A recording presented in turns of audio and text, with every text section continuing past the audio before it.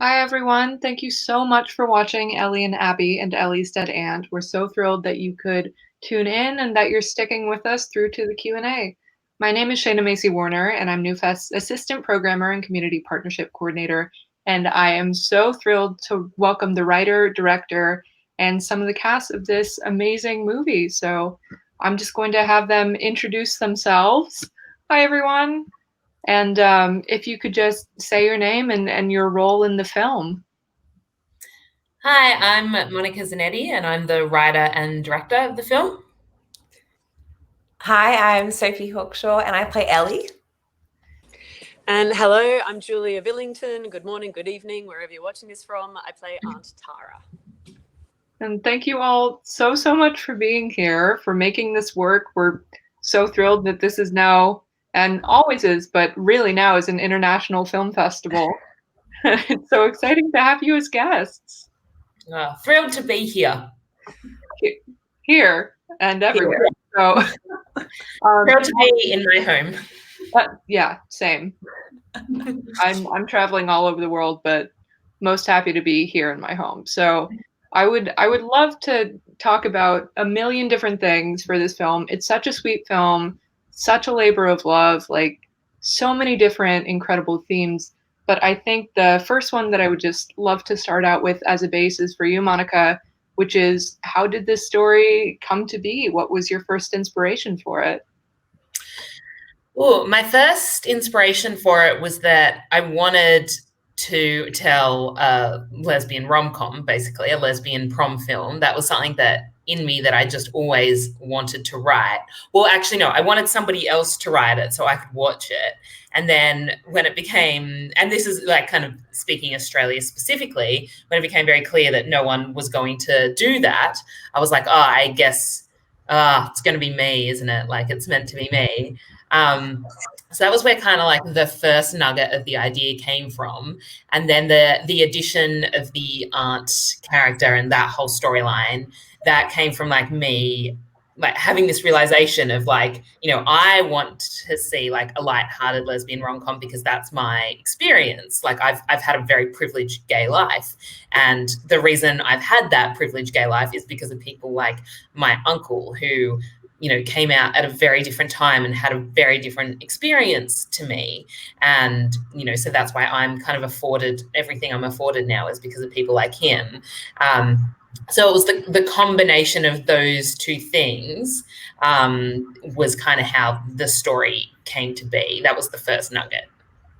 That's amazing. And it does certainly show through, especially with that dedication at the end, which is so incredibly sweet. And I think the first time I saw that, I just had a little like, oh my gosh. No, it was very lovely. He got to be, he lost his partner, Gary, to HIV in the 90s, but he got to be there at our world premiere at Mardi Gras Film Festival and watch it like with, you know, when at the beginning of the year when we could still watch things with an audience, you know, he got to watch it in a cinema with 800 other people. And that was really, really special. It was really, I'm so glad that we got to experience that together. That's so beautiful. That's incredible. I would love to ask also for Sophie and for Julia, how did you get attached to this project? And then what did you first think when you read the script? I was attached back when the film was a play. So it started as a play at a tiny theatre in Sydney under a flight path. And so I did the play with Mon and then just kind of hung on until we made it into a film. But yeah, I remember reading, Mon made me do a self-tape like at home by myself. Like I think my mum was reading the other side for the play, which I thought was kind of funny and maybe was a bit of foreshadowing for the fact that we then made it into a film. But I did a self-tape for a play and then Mon cast me in it and it was a wild ride. But yeah, I remember reading the script and Mon had sort of asked, oh, like, would you like to read for this role? And I was like, oh, yeah, like, send me the script, sure. And when I read the script, I was like, oh, yeah, okay, let's do this. So the strength of Mon's writing really shines as well. And I think a lot of people got involved with the project because of how good the script is. So it says a lot about Mon and how she's a superstar. Oh. It's true. She's not paying us for these comments. She probably should, but Mon will never admit to this, Shayna, but she actually played Tara, the dead aunt, in the play version. And so when Mon was deciding, I guess it's a film, isn't it? Okay, we'll make this into a film. There must have been this moment in your head, Mon, where you were like, do I direct and act in this feature, or do I just put all my eggs in the directing basket and kind of do that to the best of my ability? And I'm guessing you kind of went with that. So I got involved the old-fashioned way, basically. My agent sent through the script. I read it, immediately fell in love with it. I prayed to all of the gods that are out there, please let this role happen, which is something that I think potentially jinxes an audition, but luckily did it, loved doing the audition and got the role. Thanks, Mon.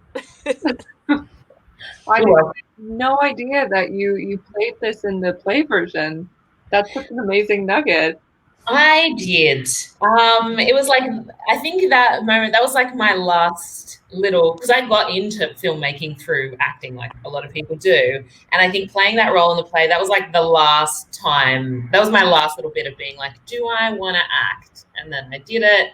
And I enjoyed doing the play. But yeah, when it came to making a film, I very much was like, no, I just want to get good at directing and all this kind of stuff. That's going to be most important. So which has been really interesting, because as soon as I like made the decision of like, no, I'm not going to play this role, and like, I don't think I'm going to act again ever, it was very easy. And it's one of those things that makes you go, yeah, cool, that wasn't what I was meant to be doing, so that's fine. But yes, I was in the play, and I do often forget that.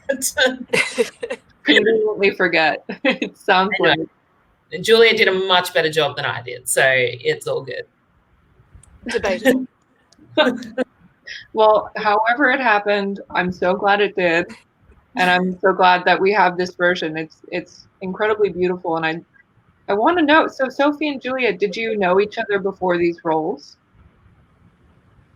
no, none of the cast did. None of us. Yeah, everyone's together.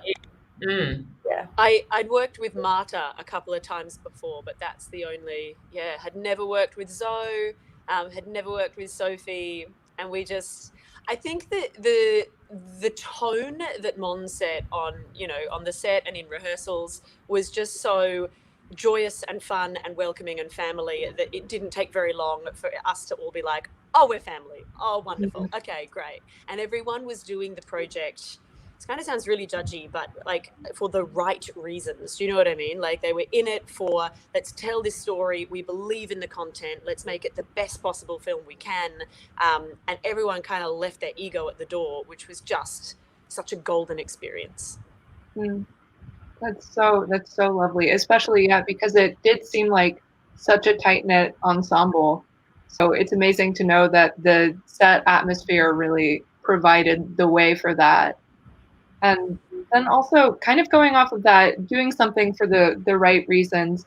I was wondering, because this is a really big conversation, at least certainly in American film, but I think also kind of on an international level, that there's this kind of plague of the dead lesbian syndrome, which is, of course, everybody's nodding their head. Yeah. So for all our viewers, I'm sure you already know this, you're going to a queer film festival, you're choosing to opt into this, but this kind of long list of lesbians who appear briefly or significantly in film and TV and somehow suffer a death. They're kicked off the show by dying. And this film is so incredible for subverting that because, of course, Julia, your character, passed away, but also gets this resurrection and gets to come back and mentor the next kind of generation. And I was wondering if that was playing in anybody's mind, this kind of huge difference that this film was taking in its topic.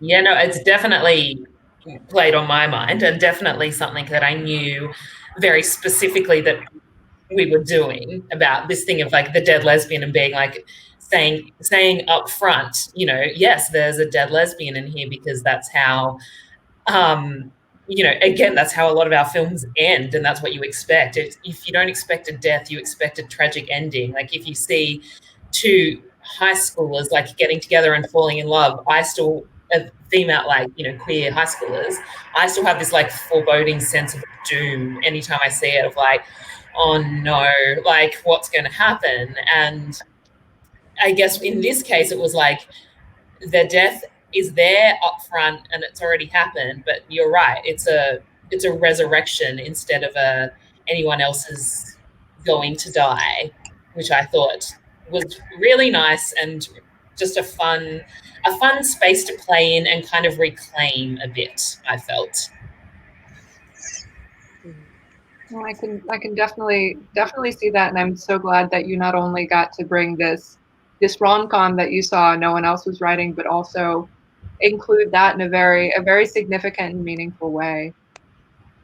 But, yeah, little nuggets in there that I think there's things that potentially can absolutely go over your head and you will notice it, and it's fine if you don't. But I think there's so many great moments in there for people that do love queer film and, you know, are very invested, and you know that they pick up on in particular, which I think is really nice. absolutely. Yeah, and speaking of those little moments, I would also love to ask if there were any favorite scenes that any of you had, either to act or to shoot. Yes, all of them. No, I love, there's the scene, the detention scene, where Ellie like fakes going to detention. That scene was one of the only scenes that like really in its entirety lasted from the play. So it's basically the exact same scene as we had in the play. Basically everything else changed, but that scene stayed the same. And it's just such a fun scene, because it's so awkward and it's just like such a typical teenage scene, and I think speaks to like everyone's teenage experience, no matter if you're queer or straight. Like that's an experience you've probably had, something like that when you're a teenager. And so it was so fun to shoot it and like lean into the awkwardness. It was one of those films, one of those scenes where the crew are kind of like holding their breath because they don't want to laugh and ruin the scene. So that was really fun to shoot, and it was really fun to do with Zoe as well. People still cringe in the cinema. You can hear them going, oh. It's great. It creates a visceral reaction. I think the collective scenes that I had with you, Soph, outdoors, with the fun of like, no one can see me, and then Soph's getting all annoyed at that. So the swing set scene where I'm like being a goofball on the swings, and even just like walking outside the front of her house and waving hello at someone, all that kind of physical comedy playing on like the Drop Dead Fred thing, no one can see me. I really relished that kind of comedy. That was, yeah, it was sweet to play around with. Yeah, and I think it's so hard. I've got so many. The scene that we shot between Ellie and her mum, their fight that they have, like that just was a beautiful scene to watch every time, and watching like those two actors together, like Soph and Marta just together, was just so incredible. They were just such a, you know, and I remember like watching it that day and being like, God, we were just so lucky to get this cast. And like Marta, and, you know, because Marta's one of our finest actors in Australia, like, you know, she's not easy to get. And I just remember being just so grateful that she, you know, had chosen to come onto our small film and just had given it everything, and, you know, and it just allowed her and Soph to just make this incredible scene. The other favorite scene that I have is the C-bomb scene in the schoolyard. It is just such a wonderful scene, not just between like Soph and Zoe, but also Miss Trimble, the teacher, and just that whole thing, like shooting that. We were up against everything, because where we were shooting that, it was like a plane, birds, cars. Like we would get these, you know, tiny 40-second breaks where we had like a clear soundscape to actually record. So we had everything against us. But every time in the end of that scene, Bridie, who played the teacher, Miss Trimble, would do a different reaction to hearing the C word. And, there's obviously a long pause at the end after she did. And so she had this reaction, and we had like all these extras, we had all the cast, we had the crew, and everyone is there desperately trying not to laugh.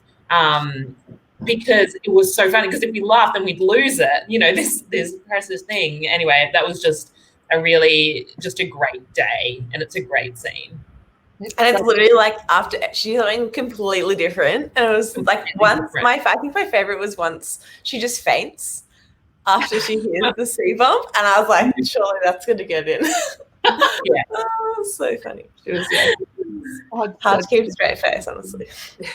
I can't imagine how any of you did, especially Sophie and Julia, you together, when you first are kind of, I wouldn't say messing with Sophie as much, but your first kind of introduction is just such a big presence on the screen. And I can't imagine shooting that, especially in such a like tiny bathroom set. It was a tiny bathroom. Yeah. Squishy in there. There's Soph, there's me, there was Callum, and then there's like this massive camera on his shoulder, and the bathroom is as small as it feels in the film. So yeah. I think that's why it feels so big, because it's so small. Oh yeah, you definitely harnessed that energy. That was there. I know we only really have time for one more question, even though I would love to keep talking for so much longer. But I would love to ask, since this film is kind of in the spirit of bringing back people who couldn't necessarily speak in real life and kind of have a second chance to do that and could talk to their younger selves, really, is there anything that you would want to say to your characters as they're on their journey through this film that you're like, oh, please, I wish you knew this? Ooh. For me, Mon already writes it so succinctly. Different is wonderful. Yeah, that's really good. Yeah. I think I would want to tell Ellie that no one thinks about things as much as you think about them for yourself, because she's just in her head the whole time, and tell her that it'll all work out. Yeah. That's lovely, guys. What would you tell your younger self, Mon? My younger self, I'd go back to my younger self at 18 and be like, you're gay.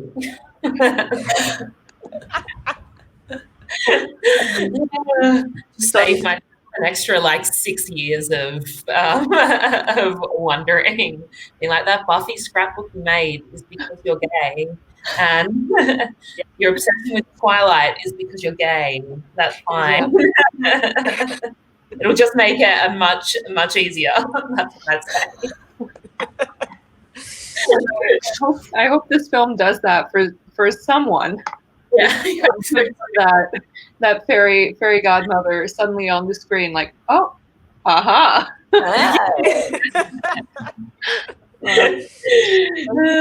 So much for being here on this Q&A. Thank you for your beautiful film, and for being here across the waters in spirit, if not entirely in person. Thank you for having us. Thanks really for having great. us. Yeah. It's our absolute pleasure. Yeah, if you've watched, thank you. We really appreciate it. So thank you, everyone who tuned in yet again. I'm Shayna. That was an amazing Q&A, so I'm just going to revel in it for a little bit. And if you'd like to see anything else, which of course you do, please go to newfest.org. We have over 120 film programs, shorts, panels, live readings, the list goes on. Go check it out, and thank you so much for being here with us.